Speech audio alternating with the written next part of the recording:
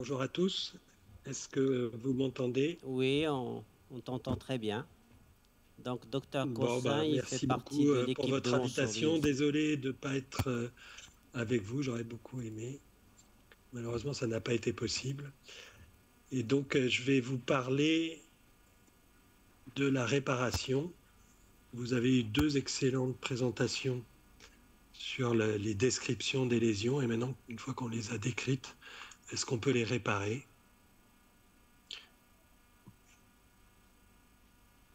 Donc, on a Voilà, le, merci on a beaucoup. l'écran. Là, je pense que C'est vous, bon, on a le oui, vous avez diaporama. l'écran.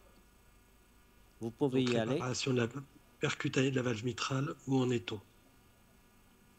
Donc on va gagner un peu de temps puisque tout a été très bien fait. Alors précédemment sur l'analyse de la mitrale, qu'est-ce que l'on peut faire en réparation percutanée? Eh bien on peut faire les insuffisances mitrales dégénératives simples. Vous avez ici un prolapsus P2 tout à fait simple, bien localisé. On a des pathologies beaucoup plus complexes, dégénératives, avec ici un prolapsus qui associe des calcifications, des feuillets rétractés, des insuffisances mitrales mixtes, des prolapsus ici qui sont beaucoup plus étendus, et des calcifications, des ruptures de cordage. Voilà, des cas beaucoup plus complexes, et on commence à s'y attaquer avec des succès relativement importants. On a eu aussi l'occasion d'avoir plusieurs cas de rupture de piliers au cours d'insuffisance au cours d'infarctus aigus avec des insuffisances mitrales sévères et des états de choc cardiogénique. Et il y a eu quelques cas décrits, on s'est attaqué à des patients comme ça et ça a aussi pas mal marché. Et puis la pathologie fonctionnelle d'origine ventriculaire comme ici ou d'origine atriale comme ici. Alors quels sont les dispositifs avec lesquels on peut réparer ces fuites? Eh bien, il y a la génération MITRA-CLIP. On en est à la 4e génération avec, vous voyez, un éventail de clips possibles, NT, NTW, XT, XTW. Et puis le dernier venu, là, qui existe en France depuis 15 jours, 3 semaines, qui a le remboursement depuis assez peu, qu'on n'a pas encore utilisé, mais pour lequel on est en capacité de le faire et on fera ça lundi, dans 10 jours. Les clips sont composés de bras, donc ça c'est le Mitra clip, avec des grippers, et vous voyez, on peut essayer d'attraper les feuillets, doivent se glisser ici. Ici, on a des petits crochets horizontaux qui permettent de bien accrocher les feuillets, et on les coince entre ces deux systèmes-là, et ensuite on referme le clip et on obtient donc une coaptation que l'on cherche à avoir. Donc voilà les différents clips. Le NT, c'est le petit. Le XT, c'est le plus long, avec des bras plus longs, 12 mm. Et puis, on peut ajouter le W qui élargit le clip, qui fait un clip de 6 mm contre 4 mm pour le XT ou NT simple. Voilà, l'objectif est de restaurer une coaptation de 8 mm. C'est ce que cherchent à avoir les chirurgiens. Les avantages de cette dernière génération sont des graspings indépendants, c'est-à-dire qu'on n'est pas obligé de capturer les deux feuillets en même temps. On peut en capturer un, puis l'autre, et éventuellement optimiser un des feuillets en rouvrant le grippers et en refaisant les mouvements pour attraper un peu plus de feuillets d'un côté ou de l'autre. Le Pascal est un système le principe est le même, mais anatomiquement, il est un peu différent. On est en nitinol, donc c'est en mémoire de forme. Il est plus souple. Il a un spacer pour un des deux modèles sur lequel se coaptent les feuillets, ce qui permet d'éviter une traction trop importante. Et puis les grippers sont horizontaux et ça évite d'aller trop loin dans les cordages et donc de s'attraper avec les cordages. Et c'est vrai que de temps en temps, on est un peu embêté avec des clips qui se prennent plus bas et on a du mal à détacher. Alors comment se passe la procédure? On la guide au cathé par l'échographie transœsophagienne. On a la chance d'avoir un système de fusion d'images dont vous a parlé Christelle, qui permet de projeter l'image échographique sur la scopie, et ce qui simplifie beaucoup le guidage du geste. On sélectionne les systèmes en fonction de l'anatomie, de la complexité, du risque de tension sur les feuillets, de la fragilité des feuillets, c'est-à-dire que sur des feuillets qui nous paraissent fragiles, on n'essaye pas forcément de prendre les plus gros clips qui vont donner plus de tension avec des risques de déchirure. De la même manière, quand il y a des gradients élevés, on ne prend pas forcément les systèmes les plus longs. Mais globalement, depuis qu'on a la maîtrise de ces 4 bras, on prend dans 70% des cas le XTW, c'est-à-dire le plus long et le plus large. Voilà les systèmes, les différents paramètres qui nous permettent de choisir pour un clip ou pour l'autre. Voilà, en gros, 70% des cas, c'est le plus gros. Et puis, quand on est dans une commissure, quand les feuillets sont fins, quand il y a des grosses maladies de Barlow, on prend en revanche plus les XT. Voilà, le positionnement du clip, donc on a nos repères anatomiques et on se parle avec l'échographiste pour bien connaître les orientations. Et donc plus médial, plus latéral, etc. Il faut qu'on soit qu'on parle tous le même langage, et c'est vrai qu'on est beaucoup aidé par cette fusion d'images.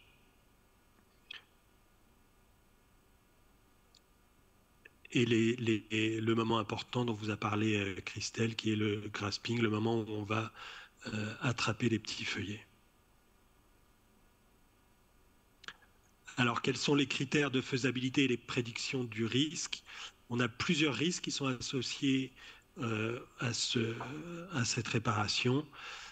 C'est le risque de sténose, et évidemment, quand on a déjà une partie de restriction diastolique, c'est en général une contre-indication parce qu'on risque de créer une sténose trop importante, et on le retrouve par exemple dans le rhumatisme articulaire aigu, dans les insuffisances mitrales radiques, lorsqu'il y a des calcifications extensives et quand la surface mitrale est inférieure à 3,5 cm² à la base. On a des risques de correction insuffisante, évidemment, si le mécanisme n'est pas dû à un prolapsus, par exemple, ou à une restriction, et lorsqu'il y a des mutilations, on ne va pas corriger les trous. Lorsqu'il y a des clefts, lorsqu'il y a des lésions complexes avec la maladie de Barlow notamment, et lorsqu'il y a des rétractions sévères de feuillets sur lesquels on va créer trop de tension et où on n'arrivera pas suffisamment à corriger la fuite ou à risquer une déchirure. Évidemment, quand on ne peut pas faire la procédure, si le TO n'est pas possible, si on ne peut pas faire de transseptal, s'il y a un thrombus, on a aussi besoin d'avoir une certaine hauteur pour pouvoir déployer de distance entre le plan de l'anneau et le haut de l'oreillette gauche, puisqu'on a un système qui nécessite au moins 4 cm de hauteur, et si on ne peut pas avoir ces 4 cm, on ne pourra pas faire la procédure et déployer le clip normalement. Et puis bien sûr, on essaye de pas faire ces procédures chez des patients chez qui on estime qu'ils ne tireront pas un bénéfice ou une augmentation de leur qualité de vie. Donc voilà les différents critères dont je vous ai parlé et qui entraînent des difficultés et des risques de mauvais résultats. Donc quand c'est vert, c'est les critères Everest les plus faciles, et quand c'est rouge, quand il y a des calcifications sévères, des gradients déjà présents, des calcifications ou une valve rhumatismale, à ce moment-là, il faut plutôt considérer un remplacement plutôt qu'une réparation. Les données actualisées des résultats du clip mitral sont décrites dans cette étude Expand G4 là, qui a été publiée en 2023. Donc c'était 1000 patients, et donc vous voyez qu'on y arrive pas mal. C'était du tout venant, donc des sélections qui allaient jusqu'au orange foncé, et donc on a dans 95% des cas une insuffisance mitrale résiduelle nulle ou minime, et avec une mortalité et un risque de récidive d'insuffisance cardiaque qui reste assez modéré, bien sûr qui est plus importante lorsqu'il s'agit d'une insuffisance mitrale secondaire, puisque la fuite mitrale n'était pas forcément la seule responsable des décompensations précédentes. Est-ce qu'on a progressé au cours du temps? Eh ben, oui, pas mal. Puisque la première étude qui a été faite entre 2007 et 2013, Everest 2, et qui ne s'intéressait qu'aux formes faciles, vous voyez qu'on a à la fois une réduction de l'insuffisance mitrale qui n'était pas extraordinaire, et puis une mortalité à 1 an qui restait autour de 25%, alors qu'avec Expand G4, on est sur des formes beaucoup plus difficiles et on a des taux de succès qui sont très importants et une mortalité pour le même type de population. À Expand G4, c'était tout venant, alors que Everest, donc c'était les formes simples et la moyenne d'âge de ces patients était de 61 ans, alors qu'on est beaucoup plus âgé, et donc une réduction de la mortalité avec l'expérience et l'amélioration des devices qui est très significative. Alors, où est-ce qu'on en est des recommandations sur les insuffisances mitrales primitives? C'est une classe 2B de recommandations en fonction des critères échographiques, si c'est faisable au niveau échographique, et si le patient a été jugé inopérable ou à haut risque, et que bien sûr ça n'a pas été considéré comme futile. Donc 2B, B. Voilà les critères faciles. Donc ça c'est un flail assez étroit. À droite vous avez un flail un peu plus large.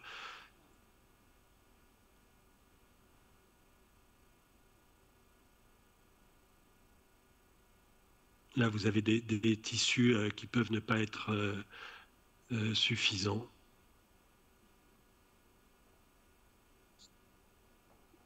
Le gap du flail, c'était recommandé moins que 10 mm dans les critères Everest. Et donc, c'est l'excursion du bord libre, dans ce cas-là, de la petite valve qui compte. Et évidemment, plus va loin dans l'oreillette, plus il sera difficile à attraper. Et on a des techniques, notamment avec la striadine, qui permet quand même de les attraper, où on arrête le cœur.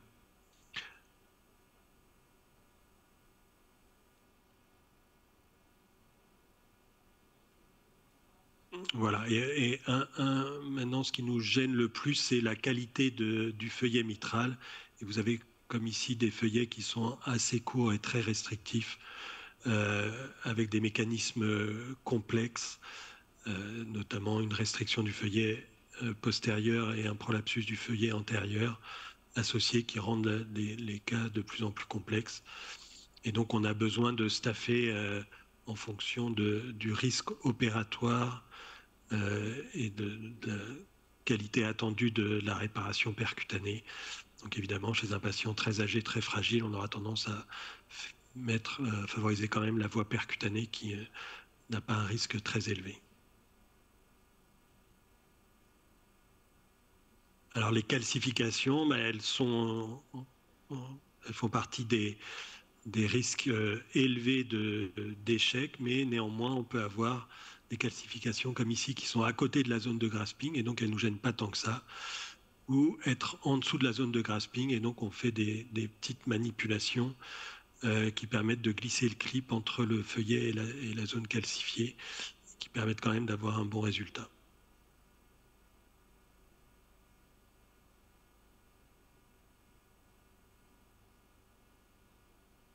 Voilà ici le cas dont je vous ai parlé. Donc on a eu 4 cas comme ça de rupture de pilier avec un clip fait en état d'urgence. Et donc vous savez que la mortalité dans ces cas-là de tentative de correction chirurgicale ou spontanée est très élevée. Et bien on a réussi à corriger la fuite complètement avec une évolution qui a été tout à fait favorable. On a des formes de plus en plus complexes avec ici une dysfonction de plastie mitrale chirurgicale avec un nouveau prolapsus qui s'est créé à l'intérieur du ring. Et donc on a pu clipper de la même manière avec succès, ce qui a évité une chirurgie Redux. Pour l'insuffisance mitrale secondaire, eh bien, ça a été bien évoqué par Eric et par Christelle, hein, donc les critères COAPT et MITRA-FR. Donc avec le concept de l'insuffisance mitrale disproportionnée, est-ce qu'on va améliorer le patient? Est-ce que l'insuffisance mitrale est à l'origine de la dysfonction VG et de l'insuffisance cardiaque, ou est-ce que c'est la cardiomyopathie qui est en première ligne et puis une insuffisance mitrale qui est finalement proportionnée. Donc, dans le cas de l'insuffisance mitrale proportionnée, il n'y a pas de bénéfice à une intervention sur la valve. Voilà ici le tableau qui résume les deux parties des insuffisances mitrales secondaires. En haut, le critère COAPT, où les ventricules sont beaucoup moins dilatés et l'insuffisance mitrale beaucoup plus sévère. Et là, il y a un bénéfice à clipper. Et puis la partie plutôt côté mitra-FR, où on avait des dysfonctions ventriculaires gauche plus sévères et des insuffisances mitrales moins sévères. Et là, il n'y avait pas de bénéfice. Donc, ce qu'on retient, c'est des patients, évidemment, qui sont en insuffisance cardiaque, en insuffisance mitrale supérieure à grade 3, qui ont une fraction d'éjection supérieure à 20%, avec ce que disait Christelle, un diamètre télédiastolique, télésystolique, justement, du VG inférieur à 70, et des jets non commissuraux. Et on excluait les HTAP trop importantes, les sténoses mitrales déjà plus ou moins existantes et les insuffisances ventriculaires droites. Voilà un exemple d'insuffisance mitrale secondaire proportionnée. Donc on s'attend à avoir une insuffisance mitrale de ce type-là avec une telle dysfonction VG et un tel volume de ventriculaire gauche. Et donc là, il ne faut pas la faire. Et l'insuffisance mitrale secondaire disproportionnée avec la fraction d'éjection qui reste pas trop atteinte, enfin, la fraction d'éjection à 30%, avec un volume régurgitant important. Et donc là, il y a un bénéfice à faire ce type de patient. Les guidelines, une petite c'est du 2B. Docteur Cossin, oui, ça va aller. Une petite minute. Allez-y, vers la conclusion. Si les critères COAPT sont remplis, c'est du 2A. Si les critères COAPT ne sont pas remplis, c'est du 2B. Et donc voilà l'évolution des différentes types de réparation, de la réparation au cours du temps dans les insuffisances mitrales secondaires. Donc c'est ce que je viens de vous dire. Donc en gros, quand on a une insuffisance mitrale secondaire, on sélectionne le patient avec un traitement optimal en euvolémie, avec les cadres fantastiques qui sont tous en place, la resynchronisation et la revascularisation si c'est indiqué.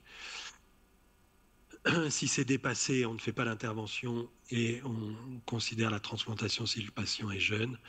Et puis ensuite, une fois que les critères sont obtenus et le traitement médical optimisé, à ce moment-là, on considère la réduction de la fuite et donc on considère la réparation bord à bord. Juste cette petite slide en 15 secondes sur les complications, elles sont vraiment très faibles. Hein. C'est une procédure pendant laquelle il ne se passe pas grand-chose. Vous avez un risque de détachement partiel, un risque de complications vasculaires qui est très faible, un risque d'accident vasculaire cérébral qui est très faible. Donc, plus ça va, plus on le tente. Voilà, en conclusion, la mitrale percutanée en 2024 sur les IM primitifs dystrophiques chez les patients fragiles qui sont non opérables, on considère le clip mitral. Et donc, il ne faut plus dire MitraClip qui est un nom de marque. Si c'est une insuffisance mitrale primitive avec des calcifications, des dégénérescences de bioprothèses, des dégénérescences de réparation mitrale, on fait les simulations scanner que nous ont montré Christelle et on tente le traitement percutané de remplacement valvulaire, si le patient est contre-indiqué à la chirurgie, bien sûr, et sur les IM secondaires en fonction de ce qu'on a dit, des volumes, des sévérités de fuite. On commence par le traitement médical optimal et ensuite on met le clip mitral. Voilà, je vous remercie. Je vais arrêter le partage. Voilà. Merci beaucoup pour votre présentation. Je ne sais pas si on a une ou deux questions avant de passer à la prochaine présentation. Moi, j'ai une petite question concernant, c'est-à-dire les malades qui ont une IM très importante, chez qui vous faites le MitraClip. Est-ce que, c'est-à-dire la post-procédure, parce que nous, en chirurgie, généralement, c'est des patients que, c'est-à-dire après le clampage, après cette période d'ischémie, c'est-à-dire ils ont du mal parfois c'est-à-dire on a besoin de drogue, de les accompagner en réanimation. Est-ce que le fait d'éviter cette circulation extracorporelle et ce clampage, est-ce que ça donne des issues plus simples avec le MitraClip pour ce genre de malades? Alors très clairement, hein, c'est-à-dire que le traumatisme de la CEC est effectivement très important. Sur les IM dégénératives, ça n'arrive jamais. Et nous, notre protocole, c'est à la fin de la procédure, on réveille le patient et on le met en salle. Hein. On ne le met pas ni en USIC ni en réanimation. Il va en salle de réveil et remonte en salle de cardiologie standard. Pour les IM secondaires, en fonction de la dysfonction VG, notre protocole, c'est de les mettre directement à l'USIC. Très rarement, ils ont besoin d'un peu d'obus pour passer le cap de cette sidération post-fermeture de mitral. Mais c'est finalement assez rare et le lendemain, en général, ils repassent en salle et ils sortent à J2. Le protocole pour les IM dégénératifs, ils sortent à J1 ou J2. Hein. Le critère bloquant, c'est est-ce qu'on va avoir une belle écho le lendemain, est-ce qu'on va pouvoir l'avoir le lendemain ou le surlendemain, mais c'est vraiment le critère qui fait qu'il sort à J1 ou à J2. Et les patients se sentent, on les revoit 1 heure après l'intervention. Il y en a certains, c'est spectaculaire. Hein. Ils se disent, mais j'ai jamais respiré comme ça depuis ces 3 dernières années, depuis qu'il y a eu la rupture de cordage. Même au repos dans le lit, ils se sentent améliorés.